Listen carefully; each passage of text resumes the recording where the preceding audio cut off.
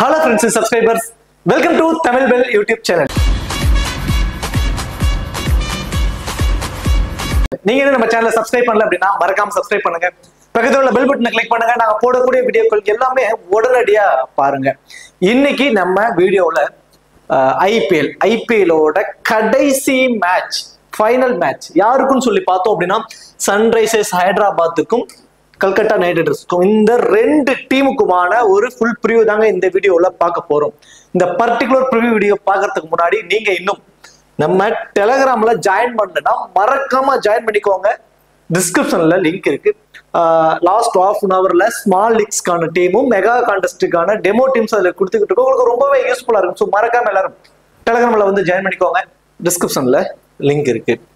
மேட்சை பொறுத்த வரைக்கும் ஃபைனல் மேட்ச், ஐபிஎலோட ஃபைனல் மேட்ச் மே 26 இரவு 7:30 இந்த மேட்ச் நடக்குது. மேட்ச் எம்ஏ சிதம்பரம் ஸ்டேடியம் சென்னையில தாங்க இந்த மேட்ச் வந்து நடக்க போகுது. இந்த எம்ஏ சிதம்பரம் ஸ்டேடியத்தை பொறுத்த வரைக்கும் இங்க ஆவரேஜான ஸ்கோர் அப்படின்னு சொல்லி பாத்தீங்கன்னா ஃபர்ஸ்ட் பேட் பண்ற டீம் வந்து பாத்தீங்கன்னா ஒரு 165 ரன்ஸ் வரைக்கும் அடிப்பதற்கான வாய்ப்பு இருக்கும். ஆவரேஜான ஃபர்ஸ்ட் இன்னிங் ஸ்கோர். இங்க மிடில் கொஞ்சம் ஸ்பின்னர்ஸ்க்கு டர்ன் கிடைக்கும். இன்சியல், அதாவது முதல் பவர் பிளேல முதல் 4 ஓவர் 5 ஓவர் வந்து ரொம்ப ரொம்ப ரொம்ப குரூஷியல். அங்க நல்ல ஸ்விங்கும் இருக்கும், அன்ஈவனான ஒரு பவுன்சஸ் இருக்கும் இங்க சென்னை பிச்சை பொறுத்த வரைக்கும். ஸோ அதுக்கப்புறம் பிச்சு கொஞ்சம் யூசிடி பிச்சு ஆக ஆக ஆக செகண்ட் இன்னிங்ஸ் எல்லாத்துலயுமே கொஞ்சம் டர்ன் கிடைக்கும். டியூ ஃபேக்டர் பெருசா இல்ல. லாஸ்ட் மேட்ச் இங்க நடந்துச்சு. டியூ ஃபேக்டர் பெருசா இல்லாததுனால பாலை நல்லா கிரிப் பண்ணி பவுலர்களால வந்து பவுல் பண்ண முடிஞ்சது.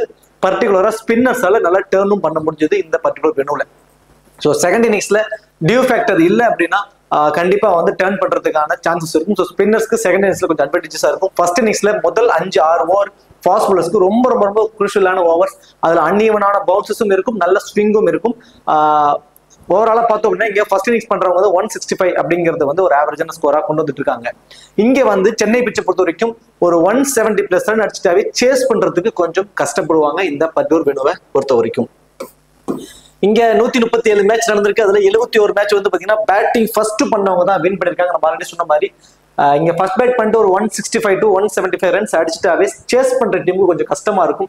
பெருசா டியூ ஃபேக்டர் இல்லை அப்படின்னா நிறைய டர்ன் இருக்கும். ஸ்பின்னர்ஸ் பயங்கரமா என்ஜாய் பண்ணி இங்க விக்கெட்ஸை வந்து எடுப்பாங்க. ஹெட்வர்ட் ரெக்கார்டை பொறுத்த வரைக்கும் 27 மேட்ச் பிளே பண்ணிருக்காங்க. அதுல கேகேஆர் தாங்க அப்பர் ஹேண்டா இருக்காங்க. 18 மேட்சை வந்து வின் பண்ணிருக்காங்க. ஸோ சன்ரைசர்ஸ் ஹைதராபாத் 9 மேட்ச் தான் வின் பண்ணிருக்காங்க. அப்பர் ஹேண்டா இருக்கிறது ஃபுல் அண்ட் ஃபுல்லாவே கல்கட்டா நைட் ரைடர்ஸ் தான். ரெண்டு டீமோட ஒரு பாசிபிளான பிளேயிங் லெவன் பார்த்தோம் அப்படின்னா ரஹ்மானுல்லா குர்பாஸ், சுனில் நாராயண் ரெண்டு பேரும் வந்து இன்னிங்ஸ் ஓபன் பண்ண போறாங்க. அதன் அடுத்ததான் வெங்கடேஷ் ஐயர், ஸ்ரேயஸ் ஐயர், நிதிஷ் ராணா, ரின்கு சிங், தென் அடுத்ததா Andrew Russell, Ramandeep Singh, Mitchell Starc, Vaibhav Arora, Harshit Rana, then Varun Chakravarthy. So இது வந்து பாத்தீங்கன்னா கேகேஆரோட ஒரு பாசிபிளான 12. ஸோ இதுல வந்து நிதிஷ் ராணாவை வந்து பாத்தீங்கன்னா இம்பாக்ட் பிளேயரா வந்து பயன்படுத்துவாங்க. ஸோ அடுத்ததா சன்ரைசர்ஸ் ஹைதராபாத்தை பொறுத்த வரைக்கும் Abhishek Sharma and Travis head ரெண்டு பேரும் வந்து இன்னிங்ஸ் ஓபன் பண்ண போறாங்க. தென் அடுத்ததா ராகுல் Tripathi, Aiden Markram, Nitish Kumar Reddy, Heinrich Klaasen, Abdul Samad, Pat Cummins, Bhuvneshwar Kumar, Jaydev Unadkat, T Natarajan, then அடுத்ததா ஷபாஷ் அஹ்மத். ஸோ இது வந்து பாத்தீங்கன்னா சன்ரைசர்ஸ் ஹைதராபாத்தோட ஒரு பாசிபிளான பிளேயிங் லெவன். இப்போ கிராண்ட் லீக்ஸ்க்கு எந்த மாதிரி பிளேயர்ஸை சூஸ் பண்ணலாம், யார் யார் எந்த மாதிரி பெர்ஃபார்மன்ஸ் பண்ண வாய்ப்பு இருக்கும் அப்படின்னு பாக்குறதுக்கு முன்னாடி நீங்க இன்னும் ஸ்போர்டசி ஆப்ல ஜாயின் பண்ணலைன்னா மறக்காம ஜாயின் பண்ணிக்கோங்க. டிஸ்கிரிப்ஷன்ல லிங்க் இருக்கு. இன்வைட் கோட் வந்து தமிழன் ஸ்மால் லீக்ஸ்க்கு ரொம்பவே பெஸ்டான ஒரு ஆப். அது மட்டும் கிடையாது, இதுல ஓவரால் லீடர் போர்ட்ஸ், மேட்ச் முடிப்பது overall leader board, investment leader board எல்லாமே இதுல கொடுத்துருந்தாங்க. ஓவராலா வந்து ஸ்போர்ட்ஸ் ஆப்ல கொடுத்துருந்தாங்க. அது இல்லாம நம்ம தனியா நம்ம தமிழ் பெல் சார்பாகவும் நம்மளும் ஒரு லீடர் போர்டு அனௌன்ஸ் பண்ணியிருந்தோம். So leader board, series leader போர்டுக்கும் பிரைசஸ் வந்து சொல்லியிருந்தோம். ஃபர்ஸ்ட் ரேங்க் வந்து 1+11 சாம்சங், இது மாதிரி நிறைய பிரைசஸ் ஒரு 30 பேருக்கு வந்து ஓவரால் லீடர் போர்டான அதுக்கும் கொடுத்துருந்தோம். ஸோ எல்லா மேட்சஸ்மே டீமை போட்டு வர பாயிண்ட்ஸ் எல்லாத்தையுமே கால்குலேட் பண்ணி யார் வந்து ஃபர்ஸ்ட் வராங்களோ அவங்களுக்கு இதெல்லாம். அதே மாதிரி இன்வெஸ்ட்மெண்ட்டுக்கும் நம்ம வந்து ஒரு லீடர் போர்டு அனௌன்ஸ் பண்ணியிருந்தோம். ஸோ ஃபர்ஸ்ட் பிரைஸ் வந்தீங்கன்னா Ather, Samsung Galaxy phone, micro oven, so இது மாதிரி நிறைய ஒரு 30 பேருக்கு இதுக்கும் ஒரு பிரைசஸ் வந்து அனௌன்ஸ் பண்ணியிருந்தோம். ஸோ இது எல்லாமே கடைசி மேட்ச். இது இன்வெஸ்ட்மெண்ட் லீடர் போர்டு மட்டும் 28ஆம் தேதி வரைக்கும் இருக்கு. ஸோ இந்த மந்த் 28ஆம் தேதி நைட்டு 12 மணி வரைக்கும் அந்த இன்வெஸ்ட்மெண்ட் லீடர் போர்டு மட்டும் இருக்கு. ஸோ மற்றது இந்த சீரீஸ் லீடர் போர்டு வந்து இந்த மேட்ச் முடிஞ்ச உடனே அது வந்து இதாயிடும். ஸோ அதுக்கப்புறம் வின்னர்ஸ் எல்லாம் நான் வந்து அனௌன்ஸ் பண்றேன். ரொம்பவே சூப்பரா இருக்கு. இதுல பாப் அப்படிங்கிற ஒரு ஆப்ஷன் இருக்கு. ஒரே ஒரு பிளேயரை மட்டும் சூஸ் பண்ணி உங்களால் நிறைய ஏர்ன் பண்ண முடியும். இதுல இன்ஸ்டன்ட் வித்ட்ராவல் அவைலபிளா இருக்கு. நீங்க பண்ணக்கூடிய டெபாசிட்க்கு வந்து ஜிஎஸ்டி சார்ஜஸ் கிடையாது. ரொம்பவே சூப்பரா இருக்கும். கண்டிப்பா ட்ரை பண்ணி பாருங்க. டிஸ்கிரிப்ஷன்ல லிங்க் இருக்கு. இன்வைட் கொடு தமிழன். சரி, ஓகே, வாங்க வீடியோக்குள்ள போகலாம். Travis head and Abhishek Sharma ரெண்டு பேர் வந்து இன்னிங்ஸ் ஓபன் பண்றாங்க. பர்டிகுலரா வந்து பார்த்தோம்னா அபிஷேக் சர்மா ஃபர்ஸ்ட் பேட் பண்றப்போ ரொம்பவே வீக்கா இருக்காருங்க. ஃபர்ஸ்டா பேட் பண்ண போறாங்க அப்படின்னா ஒரு 70% ஆஃப் மேட்சஸ்ல வந்து அவரு கொஞ்சம் ஏர்லியராகவே அவுட் ஆயிடுறாரு. அந்த ஃபேண்டசி டீம்ல வர வாய்ப்புகள் வந்து ரொம்ப ரொம்ப கம்மியாயிட்டே இருக்கு அவருக்கு ஃபர்ஸ்ட் பேட் பண்றப்போ. அதுவே செகண்டா பேட் பண்றப்போ அவரோட பேட்ல வந்து மினிமம் 35 ரன்ஸ் அப்படிங்கிறது சாலிடா எல்லா மேட்சுமே வந்துட்டு இருக்கு. ஸோ லாஸ்ட் மேட்ச் இன்னொரு விஷயம் நடந்திருக்கு. அபிஷேக் சர்மா 2 ஓவர் வரைக்கும் பவுல் பண்ணாரு. இந்த வேணுல கொஞ்சம் ஸ்பின்னர்ஸ்க்கு சப்போர்ட் பண்ணது. செகண்ட் இன்னிங்ஸ்ல பெருசா டியூ இல்ல, நல்ல டர்ன் கிடைக்குதுங்கிறதுனால அபிஷேக் சர்மா கொடுத்து பார்த்தாங்க. அவர் ஒரு பார்ட் டைம் பவுலரா வந்து பவுலும் பண்ணாரு, விக்கெட்டும் எடுத்தாரு. அது மட்டும் கிடையாது, அவரோட ஃபீல்டிங் பொசிஷன் லாஸ்ட் மேட்ச் பார்த்தோம்னா தெரியும், மினிமம் 2 கேட்ச் வரைக்கும் பிடிச்சிருந்தாரு. இந்த ஸ்கொயர் பவுண்டரிஸா இருக்கட்டும், லாங் ஆஃப் இருக்கட்டும், எல்லா இடத்துலயுமே அவர் ஃபீல்டிங் பொசிஷன் அவருக்கு இருக்கு. ஸோ இதெல்லாம் அவருக்கு இருக்கக்கூடிய எக்ஸ்ட்ரா அட்வான்டேஜஸ். லாஸ்ட் மேட்ச் வந்து பவுல் பண்ணாரு. இந்த மேட்ச் அவர் பவுல் பண்ண சான்சஸ் இருக்குமா அப்படின்னு சொல்லி பார்த்தோம்னா கொஞ்சம் ஸ்லைட்லி சான்சஸ் வந்து கம்மி தாங்க. என்ன காரணம் அப்படின்னா லாஸ்ட் மேட்ச் வெறும் ரைட் ஹேண்டர்ஸா இருந்தாங்க.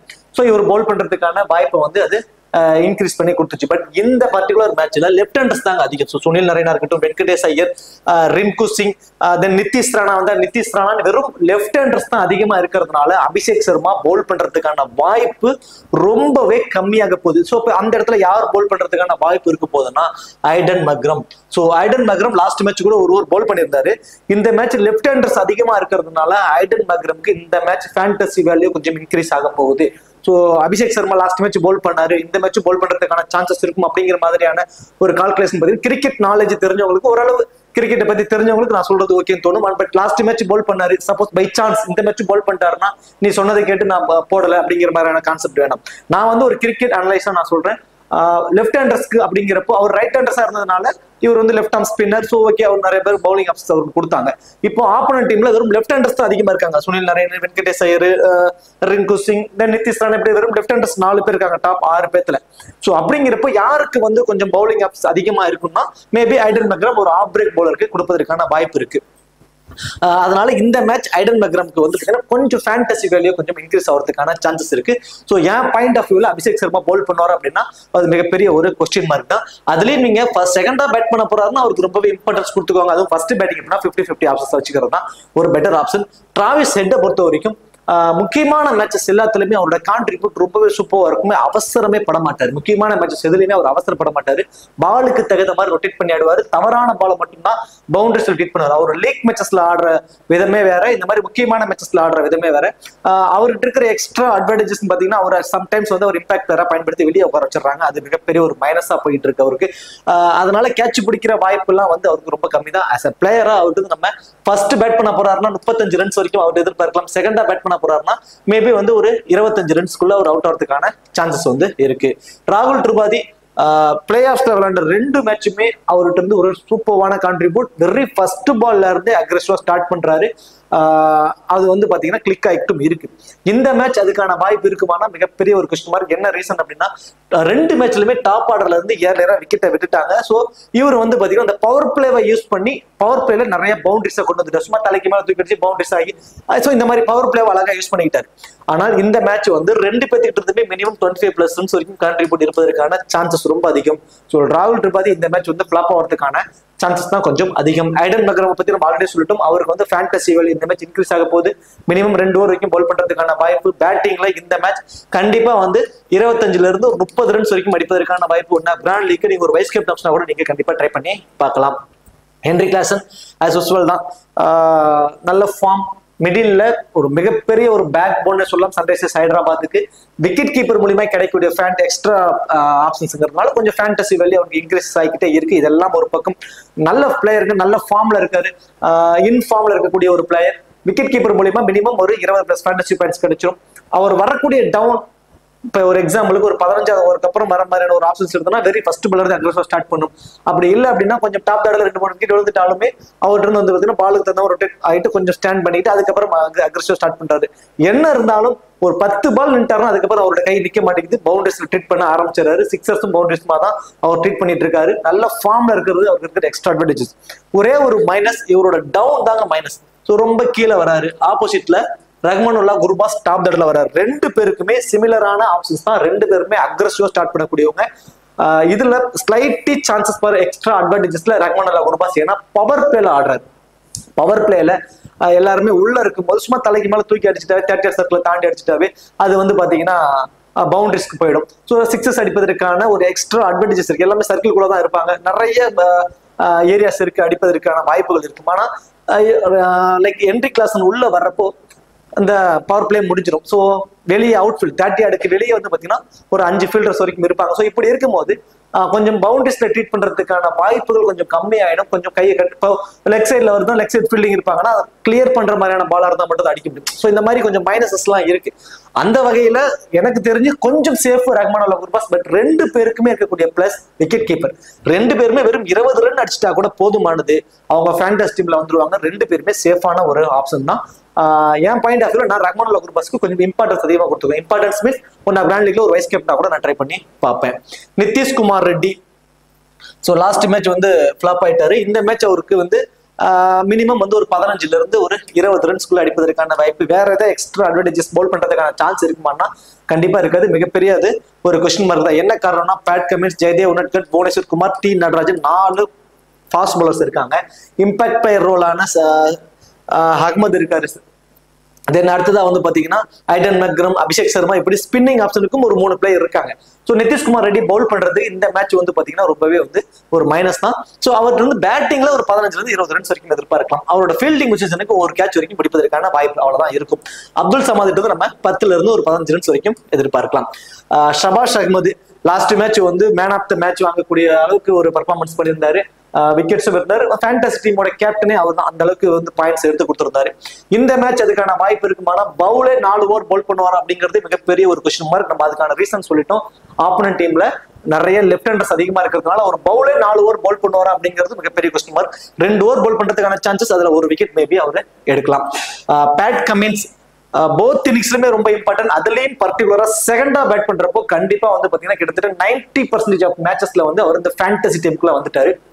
அதுவே ஃபர்ஸ்டா பவுல் பண்றப்ப வந்து பாத்தீங்கன்னா ஒரு நிறைய மேட்சஸ் வந்து ஃபேண்டசி டீம்லயே வரல. நான் என்ன சொல்றேன், ஃபர்ஸ்ட் பேட் பண்ண போறாங்கன்னா 50-50 ஆப்ஷன்ஸ் வச்சுக்கோங்க. செகண்டா பேட் பண்ண போறாரு,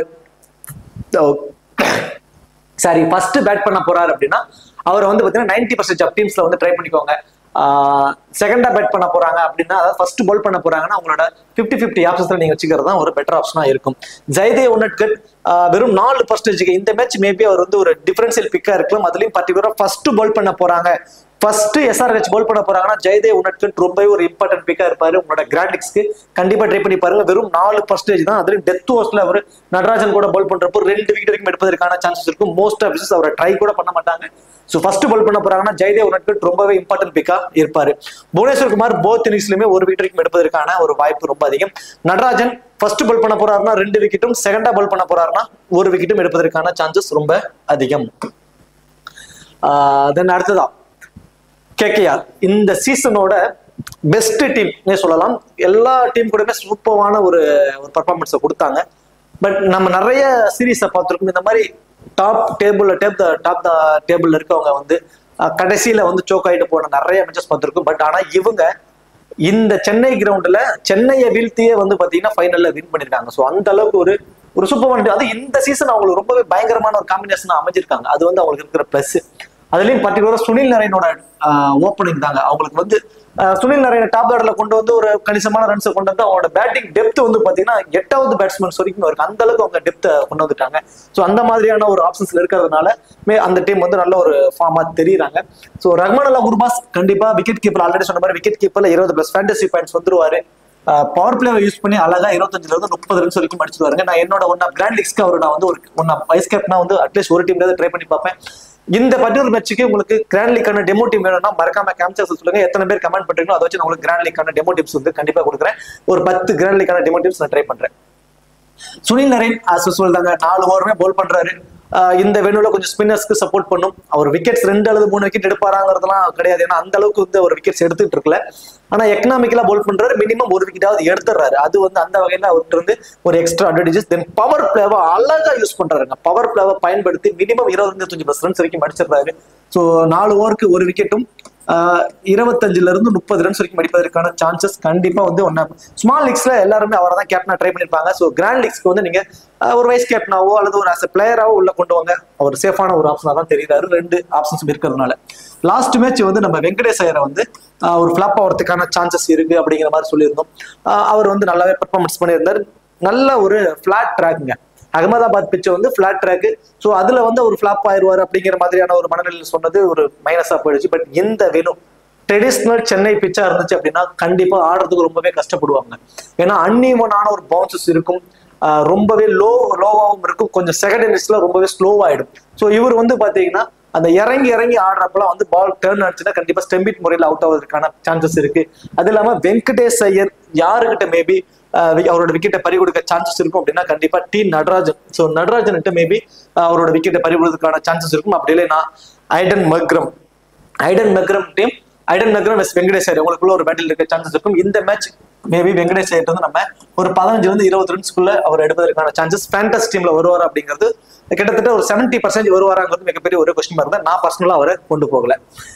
ஸ்ரேயஸ் ஐயர் இந்த மேட்ச் அவர்கிட்ட வந்து நம்ம கண்டிப்பா வந்து ஒரு 25 ஒரு 30 ரன்ஸ் வரைக்கும் எதிர்பார்க்கலாம். ஃபேண்டஸ் டீம்ல வருவதற்கான சான்சஸ் ரொம்ப அதிகம். ரிங்கு சிங் அதுக்கு முன்னாடியே நிதிஷ் ராணா வருவதற்கான சான்சஸ் கொஞ்சம் அதிகங்க. ஃபர்ஸ்ட் பேட் பண்ண போறாங்கன்னா நிதிஷ் ராணாவை நீங்க கொஞ்சம் கன்சிடர் பண்ணிக்கலாம்.